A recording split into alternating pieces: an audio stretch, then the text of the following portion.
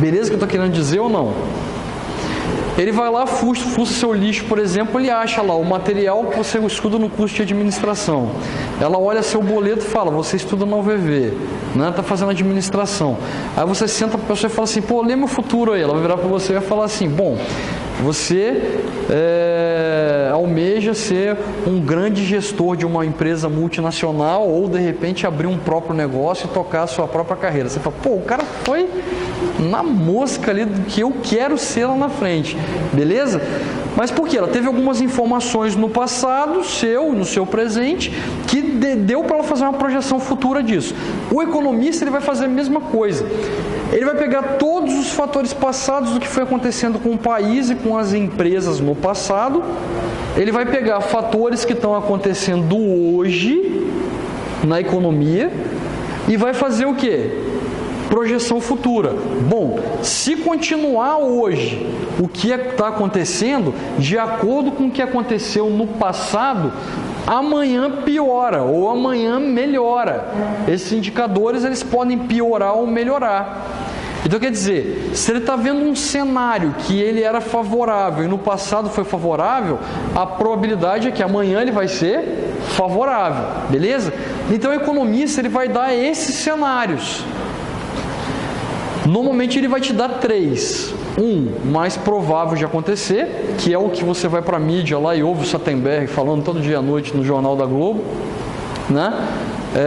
Com o jeito que está, vai piorar, vai não sei o que. Isso você ouve todo dia, baseado cada dia que tem a notícia, cada dia ele faz uma projeção, né? E aí no juntar das projeções você tem a ideia do que ele está falando para frente, né? E aí você tem o cenário otimista e o cenário pessimista. Se isso mudar, vai ser assim. Se isso piorar, vai ser assado. Então é isso que ele faz lá. Senta e ouve o jornal, por exemplo, de um economista falando, e ele vai te falar exatamente isso. Com o cenário de hoje, a probabilidade de amanhã acontecer é muito alta para isso, mas não quer dizer que tem certeza que isso vai acontecer. Então o economista é aquele que vai te dar as projeções de um cenário futuro aonde a sua empresa pode estar entrando. Essa é a ideia da economia. Fazer as leituras todinhas e te dar um cenário futuro. Ok? Beleza. Que é o que a gente chama de análise marginal. A relação com a contabilidade. Qual é a relação com a contabilidade aqui? O que a contabilidade faz? O que quer dizer o nome contabilidade? Contador. O que é um contador? O contador é aquele que conta. Beleza? Como a gente está falando de números, ele não está contando história. Ele está contando o quê? Números.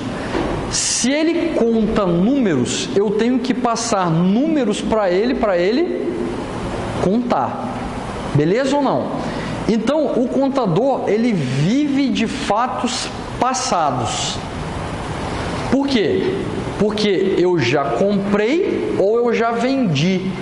E aí eu tenho uma nota fiscal. Eu pego essa nota fiscal e mando para contabilidade. Aí lá ele vai fazer a contabilidade da sua empresa.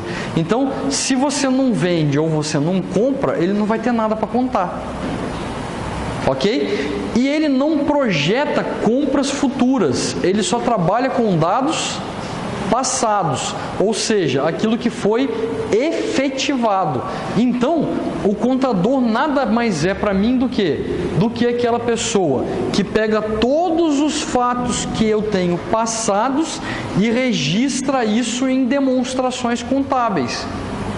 Então, sempre que eu pego um balanço patrimonial, uma DRE, uma DOA, uma DLPA, um fluxo de caixa, né? Sempre que eu pego todas as demonstrações contadas, elas são todas baseadas em fatos passados e nunca em fatos presentes e fatos futuros.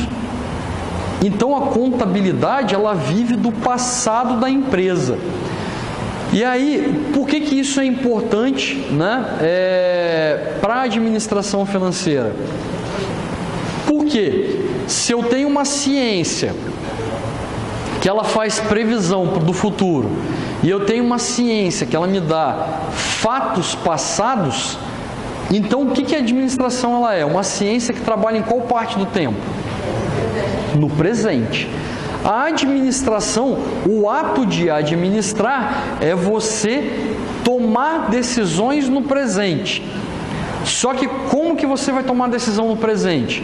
Você vai ler todo o passado da empresa, vai observar tudo aquilo que aconteceu no passado e vai olhar qual é a situação que a sua empresa está hoje, baseado no passado.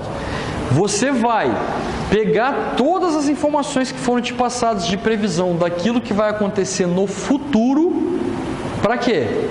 Para tomar a decisão hoje. Você fala assim, hoje eu preciso aumentar a produção da minha empresa, preciso fazer uma reforma na minha empresa. Aí você vai lá, olha para a sua empresa no passado e você fala, bacana, tem dado lucratividade, as rentabilidades são favoráveis, os resultados financeiros são positivos, está aumentando a demanda, está aumentando toda a situação financeira, o meu caixa aumentou significativamente nos últimos anos, então eu tenho possibilidade de fazer um investimento de reforma na minha empresa. Hoje, você pega a previsão da economia, no futuro ele vai falar o quê? A gente está no mercado de recessão, a gente não tem um mercado consumidor muito grande, não tem muita gente gastando e comprando, a inflação está alta, o nível de desemprego está alto, e aí, você vai investir ou não vai investir no seu negócio? Você vai pegar a sua reserva de dinheiro, você vai fazer uma reforma na sua empresa, né? Ou de acordo com o cenário econômico, você fala assim, eu não faço a reforma agora, mantenho o dinheiro no caixa e aí quando o mercado melhorar eu faço o investimento. Depende de qual é o seu negócio, depende de quem é seu cliente, depende do produto que você vende, se em mercado de recessão ou não você vai vender ou não, depende se a quantidade de clientes sua reduziu ou não reduziu, depende se você fizer essa reforma, você consegue aumentar o seu mercado mesmo em recessão. Então, é isso que eu estou falando com vocês, a decisão final quem dá é o administrador, porque ele vai fazer isso agora ou não vai fazer. A responsabilidade dele é maior do que a responsabilidade, né, das outras ciências. Claro que cada uma tem a sua responsabilidade. Ninguém ali é mais importante do que o outro. Se eu não tivesse a economia, eu não conseguiria fazer previsões. E se eu não tivesse a contabilidade, eu não saberia qual é a situação da minha empresa. Então, quer dizer, as responsabilidades elas são muito divididas, né? Mas a decisão de comprar ou não, investir ou não, melhorar ou não, essa decisão é do administrador. E se ele tomar essa decisão errada, ele quebra a empresa. O cenário do economista não quebra a empresa.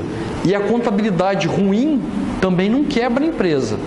Pode até quebrar, mas não é o fator que quebra a empresa. Porque eu posso mudar a contabilidade da empresa e aí passar para outra contabilidade e aí continuar com a empresa funcionando. Agora, se eu quebrar a empresa, nem o contador, nem o economista vão poder fazer previsões e nem, né, gerenciar a empresa. Então, quer dizer, depende de uma boa decisão do administrador para o negócio funcionar.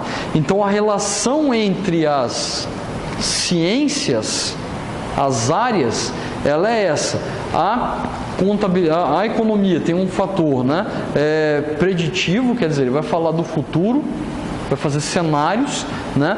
A contabilidade, ela tem um valor escriturário de registros, quer dizer, todos os registros que a empresa faz é ela que vai fazer e computar, e o administrador tem o poder de quê? De decisão e de aumento e redução de rentabilidade da empresa, né? Obviamente também que todas as informações necessárias para a contabilidade têm que ser passadas pela administração. Comprei agora, eu tenho que passar a nota fiscal para a contabilidade. Se eu não passo, a contabilidade não vai ter noção do que foi feito com aquele capital. E aí ela vai ter que fazer um ajuste nos balanços para fechar aquele caixa. Então ele não sabe o que está acontecendo ali dentro.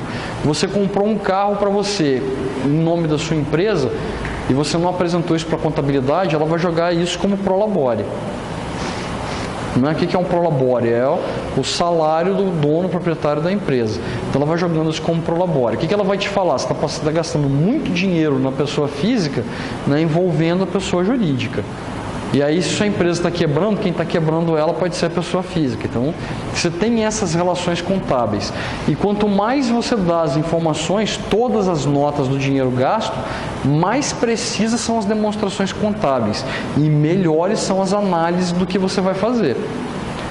Comprei um pão, gastei 15 centavos, pega a nota no caixa, coloca lá nos seus registros, computa no seu fluxo de caixa, passa essa nota para a contabilidade. Por quê? A contabilidade vai gerar as demonstrações baseadas nas suas notas fiscais, tanto de compra como as de venda. Você vendeu, você emitiu nota fiscal, passa a nota fiscal de venda também, porque é só assim que você vai ter noção de todos os indicadores que a gente vai ver no próximo capítulo aqui da matéria, que são as avaliações dos indicadores econômicos e financeiros.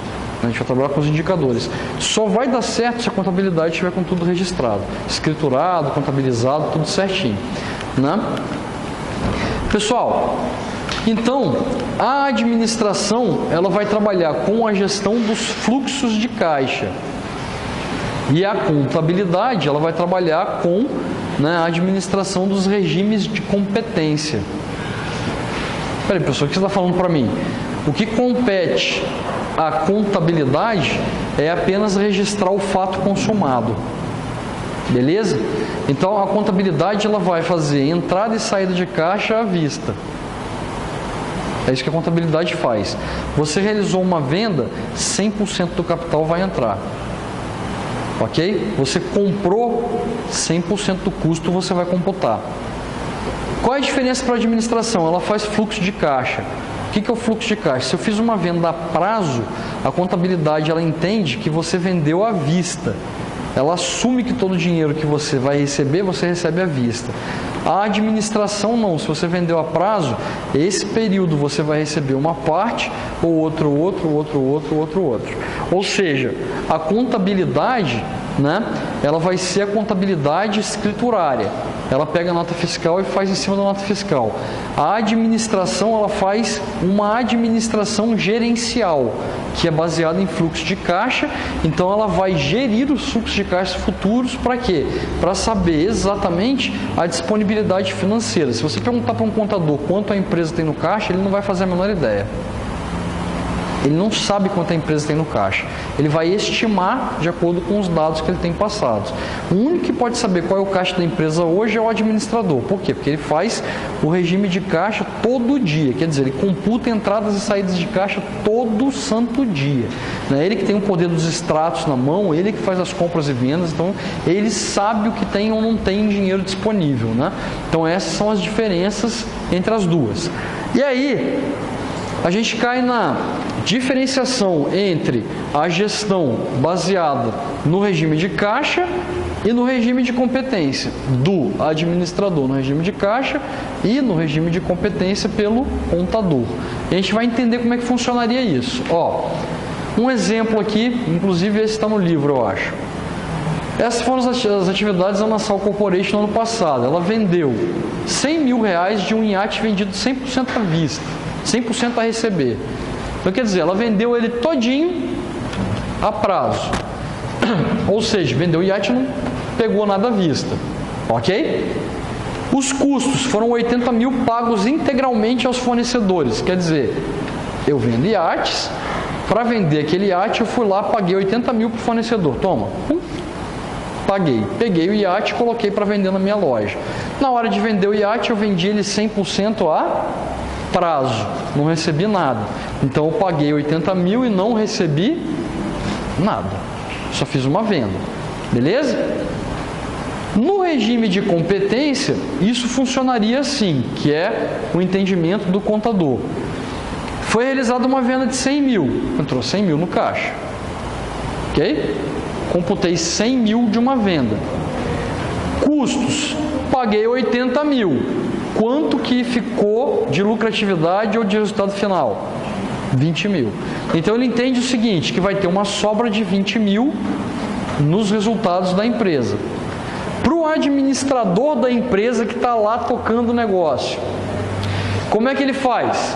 Ele vendeu 100 mil, ele recebeu o dinheiro? Não. Quer dizer, há o risco de não receber, da inadimplência. Então, ele não conta com dinheiro que não está no seu caixa.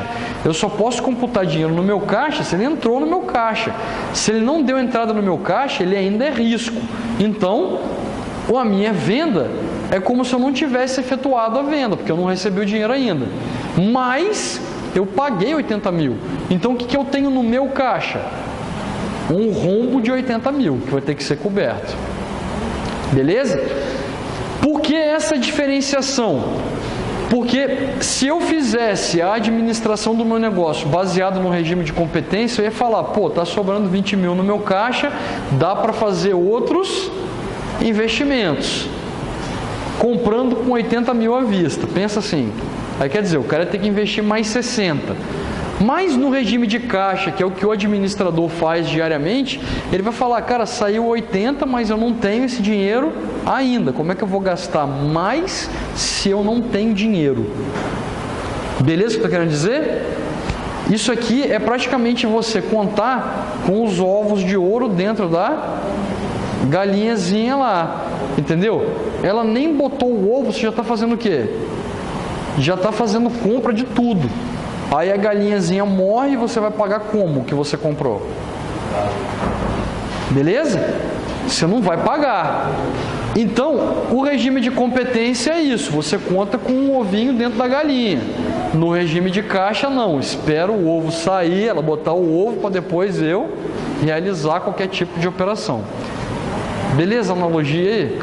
Não é muito bonitinha, mas né? Foi a que deu aí. Mas a ideia é essa, né, com relação à comparação regime de caixa e regime de competência. Então, na hora de estruturar, a gente tem que lembrar sempre assim, competência é o contador é tudo 100% à vista. Comprei, paguei, se é a prazo não importa, é à vista. Já para o administrador, regime de caixa. Ele vai fazer de acordo com a previsibilidade de caixa. Se ele tivesse comprado isso aqui a prazo e vendido a prazo, o caixa dele seria 0. Eu não tirei nem dinheiro ainda, mas também não recebi nada ainda. Beleza? Aí, 0.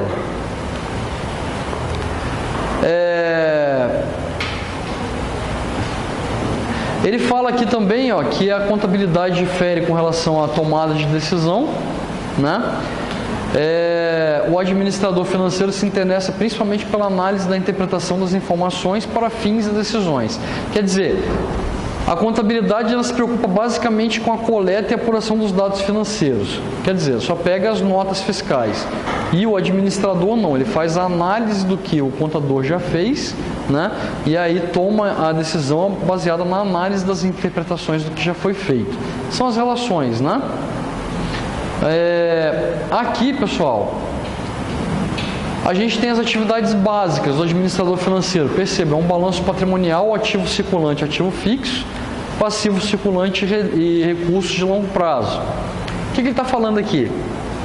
Quando você olha o ativo, a sua tomada de decisão é com relação ao investimento. Quando você olha o passivo, a sua tomada de decisão é com relação ao quê? A financiamentos, decisões financeiras. Lembrando lá da contabilidade, o que a gente tem? O passivo é a origem dos recursos e o ativo é a aplicação dos recursos. Então eu só consigo investir alguma coisa aqui se primeiro eu pego aqui. Beleza? Então eu tenho que ter dinheiro aqui disponível para poder investir aqui. Se eu não tiver aqui, eu não coloco ali. Toda a atividade que você faz como empresa na parte do passivo, você está sendo financiado por alguém. E toda vez que você pega dinheiro aqui para colocar aqui, você está investindo no negócio. Ok? Então você pode tomar duas decisões. Uma, aonde eu pego dinheiro e quanto eu pego e qual os juros que eu pago para isso. E a outra, onde eu vou investir o dinheiro, em que eu vou investir, quando eu vou investir e quanto eu vou lucrar com isso. Porque é do lucro disso que eu vou pagar isso. Beleza ou não? Então as decisões elas são ou de investimento ou de financiamento. Então essas são as tomadas de decisões para o administrador financeiro. Pessoal, o objetivo da empresa tem o EVA. O que é o EVA? EVA é o valor econômico adicionado. né? Tem gente que chama de EVA, eu chamo EVA, né? E aí aqui a gente calcula a riqueza da empresa. A gente costuma dizer que quanto maior é a riqueza da empresa, o EVA é positivo. Quanto menor for, né, a riqueza da empresa, vai ser um EVA negativo. E aí a riqueza que a gente fala da empresa é a relação, né, do resultado operacional da empresa, o lucro operacional da empresa, ou LAGIR, né, com relação ao custo de capital que foi pego para financiar o negócio. Então a gente tem exemplos aqui disso. Toma-se uma empresa com lucro antes dos juros e imposto, que é o LAGIR, né? Igual a 8 mil, então esse aqui é o lucro dela antes. E o ativo da empresa é formado por 30 mil de capital de terceiros, ao custo de capital de 6% ao ano, ações ordinárias de 60 mil, ao custo de capital 8% ao ano, e ações preferenciais 10 mil, ao custo de captação de 10% ao ano. Aí ele pede o seguinte, o EVA dessa empresa fica assim, né? Ele vai ficar assim como? Lucro antes dos juros e do imposto, é o LAGIR, ok aqui? De 8 mil. Aí ele vai fazer a proporção de capital que foi pego na empresa. Por exemplo, ele pegou de terceiros, pegou capital próprio em ações ordinárias e capital próprio em ações preferenciais. Percebam aqui, 30 mil, 60 mil e 10 mil representam quantos mil? 100 mil. Beleza o que eu quero dizer aqui? Representam 100 mil. Então, ele tem 30% de capital de terceiros e 70% de capital próprio. Né? Essa é a operação que essa empresa está executando. Ele pegou os 30 mil que foi pego emprestado aqui com terceiros e multiplicou pela taxa de juros ou o valor cobrado, 6% ao ano. Ele deve a esse camarada aqui R$ 1.800 ao final do período. Nas ações ordinárias, ele pegou ela a 8% ao ano. Aí ele vai pagar, né, 8% de 60 mil, 4.800. E nas ações preferenciais, que ele pegou 10 mil, 10%, ele vai pagar 1.000. Ou seja, do lucro das operações da empresa. Presta atenção que eu não estou levando em consideração nem juros e nem impostos e encargos. Estou levando em consideração apenas as atividades operacionais. Para quem lembra de uma demonstração contábil, uma DRE, né? Como é que é a composição da sua DRE? Ela é a receita bruta de vendas menos o custo do produto vendido, que vai dar o quê? O lucro bruto. Menos as despesas operacionais. Beleza? Pagou as despesas operacionais, o que você tem? Lucros antes dos juros e do imposto de renda. E aí você paga o quê? Despesas financeiras ou resultados financeiros, né? Que pode ser lucro ou prejuízo. Pega seus resultados financeiros, soma ou subtrai o resultado financeiro, você vai ter o que aqui? O LAIR. Do LAIR você vai pagar os impostos e encargos. E aí você vai ter o que aqui? Lucro disponível para os acionistas ordinários. Né? E aí daqui para baixo você vem com a DLPA. Beleza? Vulgarmente, esse lucro disponível aos acionistas ordinários, ou, né, lucro antes da distribuição, né, de recursos, você chama de lucro líquido da empresa. Beleza? O que acontece? Até aqui, tudo que eu paguei e recebi faz parte da operação da empresa. Beleza? Eu paguei o custo do produto que eu vendi e paguei as despesas operacionais, custos diretos e custos indiretos da minha produção. Contabilidade de custos, né, que vocês viram lá em custos. Paguei o direto e o indireto. Ok? Nos dois você pode ter fixo ou variável. Depende do negócio. Qual que é a situação? Quando eu pago tudo que a empresa deve, o que sobra para ela aqui é o lucro antes dos juros e dos impostos. Quer dizer, é só o que a empresa produziu e só a receita que a empresa gerou, o lucro que a empresa gerou. Então, eu estou pegando só o que a empresa ganhou com suas atividades, com o seu esforço. E aí, desse dinheiro aqui, eu vou pagar o dinheiro que eu peguei emprestado. Percebam, pessoal, isso aqui não tem relação com isso aqui embaixo. Porque o que eu peguei emprestado aqui, no caso de terceiros, são os juros. Eu vou botar ele aqui, ó, no resultado financeiro. Beleza? Agora, o que eu estou pegando aqui de ações ordinárias, ações preferenciais, ele vai descer para DLPA, a demonstração dos lucros e prejuízos acumulados.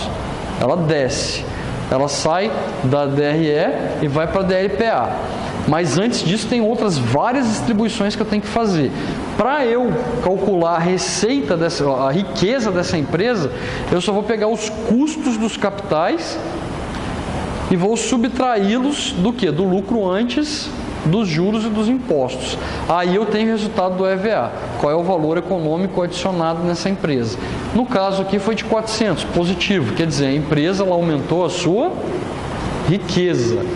Beleza?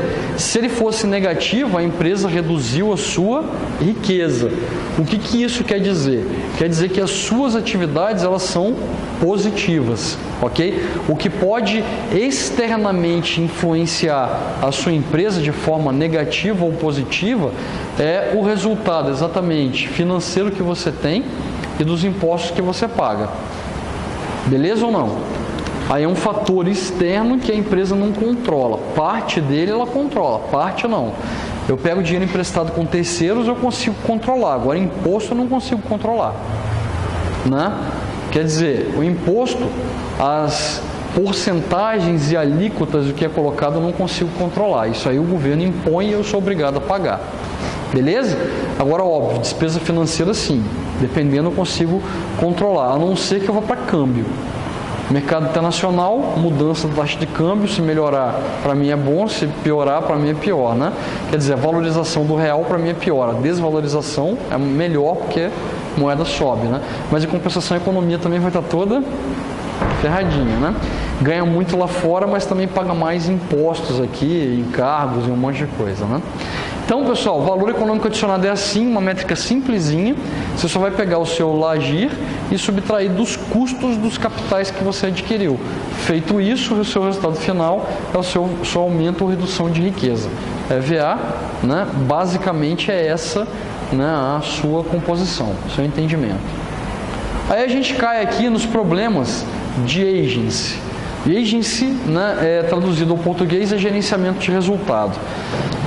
O que envolve os problemas de agency, né? Gerenciamento de resultado? Quando você volta para aquela estrutura das empresas lá atrás, você é um acionista da empresa e desses acionistas você elegeu o conselho administrativo da empresa, beleza? O conselho administrativo foi lá e colocou um presidente na empresa, um CEO. E aí? Esse CEO, que é o administrador financeiro, administrador geral da empresa, ele pode gerenciar a empresa da forma como ele quiser. Ele toca o negócio do jeito que ele quiser, sem interferência de ninguém. A não ser que os resultados comecem a ficar tão desproporcionais aos desejados pelos acionistas, que aí vai caber uma intervenção do conselho administrativo. Ok? De administração da empresa. Aí o que acontece? Ele pode gerenciar a empresa de várias formas. Ele pode gerenciar trazendo os benefícios para si, quer dizer, ele ganha com as operações, ou ele pode gerenciar trazendo benefício aos acionistas. Diversas formas de você gerenciar podem trazer benefícios e trazer prejuízos para a empresa, né? Mas o principal problema é essa divergência entre o que ele quer e o que os administradores querem para o negócio, ok? Por exemplo, ele vai lá na empresa, ele ganha por resultados. Então, quanto maior a lucratividade que ele tem, maior é a bonificação que ele tem. Normalmente isso acontece nesses cargos, né? Se você faz a empresa crescer, os indicadores econômicos e financeiros melhorarem para a empresa, então eu vou te pagar uma bonificação por esse resultado. E aí ele pode fazer o quê? Ele pode manipular os resultados para que a empresa tenha um maior resultado, um resultado positivo. Aí você fala, como é que ele faz para melhorar os indicadores? Ele pode se desfazer de patrimônios físicos e de reservas físicas de algum material que ele tem e transformar isso em caixa. Ele joga isso para o dinheiro em caixa. Então o capital circulante líquido dele aumenta, ele vai ter maior caixa, maior giro, né? Com a venda desses recursos, ele pode aumentar a quantidade de recursos financeiros, né? Justificando isso como lucratividade para a empresa, e aí ele pode distribuir maior quantidade de dividendos, quer dizer, de resultados positivos, de lucro para os seus acionistas. E aí ele deixa os acionistas felizes, mas ele deixa a empresa numa situação de desfavorável. Beleza? Então ele gerenciou o resultado para dar dinheiro para os acionistas. E aí ele dá dinheiro para os acionistas, ou ele fala o seguinte: eu vou reter o dinheiro no caixa da empresa para reinvestir nas reservas legais, nas reservas de aplicação de recursos da empresa na DLPA. Aí ele faz o que? Ele não distribui, mas aumenta o resultado, tem a bonificação, mas não paga lucratividade para os acionistas. Então ele ganhou para ele e não ganhou para os acionistas. Ele pode distribuir, ele ganha para ele e divide com os acionistas, né? Ou ele pode falar, a empresa não está tendo boa lucratividade porque não teve umas vendas tão elevadas, não tem tanta disponibilidade de caixa. Ele conserva a empresa, mas ele faz o quê? Não distribui lucro, deixa os acionistas, né, tristes porque não receberam aquela reserva de capital que eles esperavam, quer dizer, eles não receberam seus dividendos. Então, ele pode fazer a gestão de acordo com as suas vontades. Essas decisões é que trazem problema de agency. Por quê? Porque quando elas não são evidenciadas e expostas corretamente para os acionistas, eles não entendem o que está acontecendo e aí essa gestão pode trazer problema. Só tem uma forma que a gente pode usar para corrigir esses problemas de agency, né? A gente corrige os problemas de agency fazendo uma governança corporativa na empresa. O que é governança corporativa? É você trazer mais transparências para as atividades que estão sendo executadas pelos gestores. Ou seja, é eu informar todos os passo a passo, todas as decisões que são tomadas de forma clara, transparente e imediata. Quer dizer, não tem nenhum viés de que você está escondendo algo, é que você está sempre evidenciando. Quanto maior a governança corporativa para uma empresa, maior, né, é a clareza dos fatos e mais satisfeitos ficam os acionistas e investidores nessa empresa, né? E aí, através da governança, a gente pode fazer o que a gente chama de algumas formas de governança. Por exemplo, as forças de mercado, né? Esses aqui, os acionistas, né, os principais acionistas e a ameaça de conquista e controle por outra empresa ajudam a pressionar o administrador a se preocupar com o desempenho da empresa, né? Então existem diversas formas, né, de você fazer força de mercado, você vê concorrência e aí os acionistas pressionam o melhor resultado do administrador. Isso através da transparência você pode fazer, né, uma força de mercado em cima do administrador da empresa. Os custos de agency, né, eles vão garantir para o administrador, né, os acordos com os interesses para os acionistas. Ele só torna mais caro para a empresa esse controle, mas ele é um custo que ele se paga. Como é que eu consigo colocar, por exemplo, um custo de agency garantindo para os administradores, né, um acordo mais interessante com os acionistas? Quando você faz, por exemplo, as auditorias externas e internas na empresa.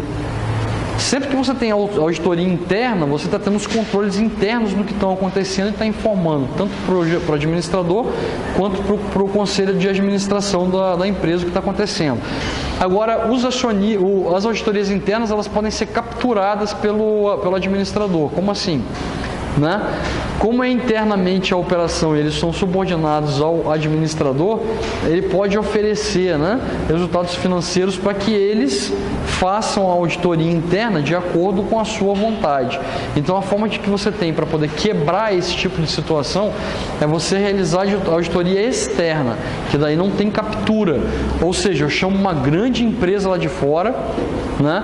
Ela vem e faz a auditoria dentro da minha empresa. Aí a gente vai ver se a auditoria interna ela coincide com a externa. Se não for, significa dizer que a auditoria interna está deficitária. Manda embora, contrata uma outra que seja mais transparente, né, e fiel aos resultados da empresa. Então, quer dizer, são algumas métricas que a gente pode utilizar. E aí, a restrição de monitoramento, né, a avaliação dos resultados, isso tudo se dá baseado, né, em auditorias, em avaliações, em custos que a gente pode fazer para diminuir os riscos. O custo de engine, na verdade, é os gastos que